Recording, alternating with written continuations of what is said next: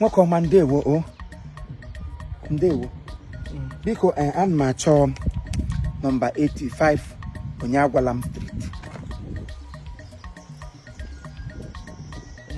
Onyagwalam agalam eshilem side. Bagote shete onye wala mjola tandiri le yi black yare kate owo black de. E onye wala na aga geza. Biko nnam. Ele uze isha enwete. Igbo Lani. Oh, Okay, Lazarus. no. Lamidi. Okay, La Coria. Oh, Lamb of God. lighter. Oh, lighter. Light is going to light it, man. A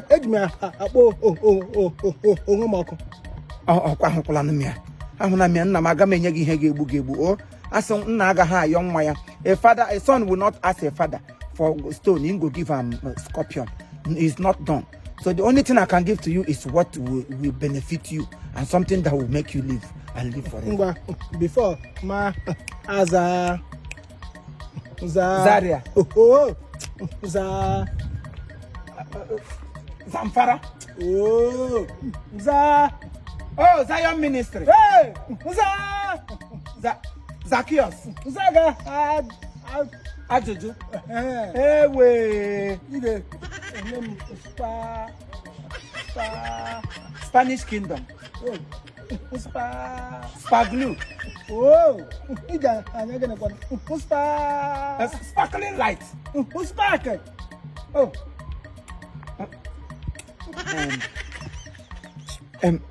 anyway, what them lighter? Muna lighter and added number. The only thing need lighter light to stove. Mom J by gas. Mo iji mo go kusheni.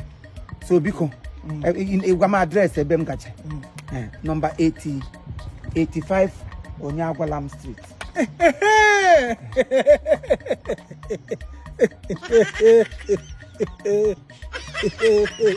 85. Onyagwalam Street. 85 Onyagwalam Street. 85. Na me jo ya go ageji awas kurugo music. Ele ke geji me hip hop. Ele kam go address number 85 Onyagwalam Street. You where we are many chorus. Hey. You want your hippopotamus. Barbara. Olo. Oh, Bermuda Triangle. Olo. Ebani mego.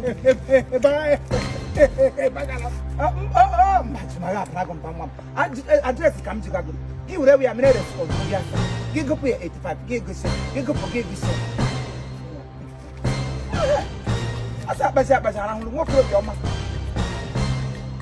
85 for Nyakulam. I got him to local gata. Oh, okay. 85. Oh. Lengo.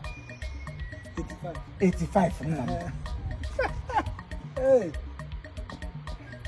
Emma. The view who did very well. Eh? The view who did Emma very well. I'm very. I thought her white. 85 now. 85 for Nyagwalam. Motorcycle. Olo. Marine. Oh. Mud block. Hey. Moringa. Olo. Okay, motor yeah. Black. I'm gonna have a motor black on your red and your motor hacker. 80.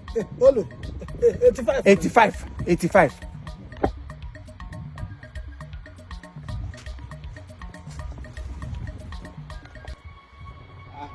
Ndara. Kwa kutafanya giro. Grounds. Nam. Anemekwa. Ademma. On one negi. Oh, my senior brother. Ajugala mi address ebe m gaje. 85 onye agwala m street. Ka kpọpụta gị ilo. Ka kpọpụta gị ilo. Gị dọkwa na ebe eme na. Baka ba ni agwa ga pụta zero na am tafilo. Uwa go ba say ndara. Ka gwa gị pụtilo. Nna m udo dịkwa.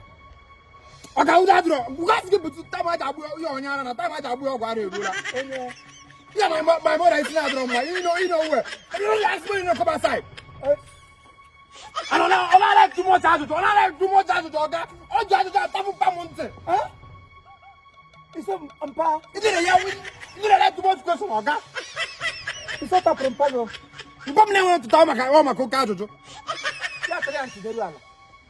Man, we walk too much. Inch up your papa ear, copper and keep him for ground. Because you didn't like too much question, Oga. Hey, no one do that.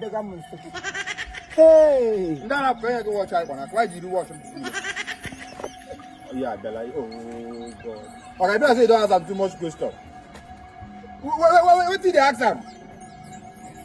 I think I'm here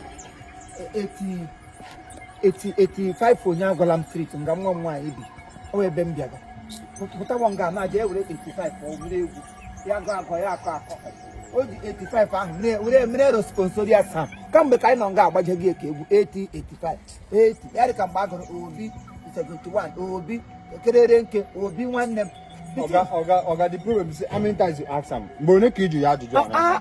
Nwa jụrụ ya nwa ya nwa jiza aka double lawyer duplicate ya ji ajụjụ. I asked her one time. He can't duplicate the question. Take and they do music. They sing with their chorus.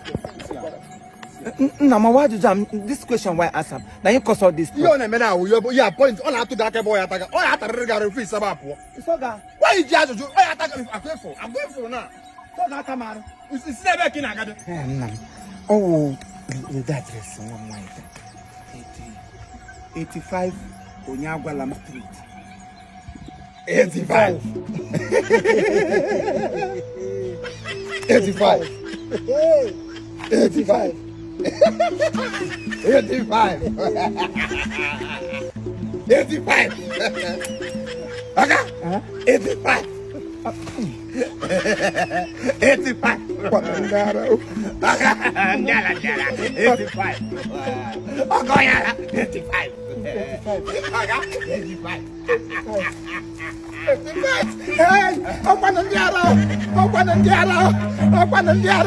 Somebody help. 85.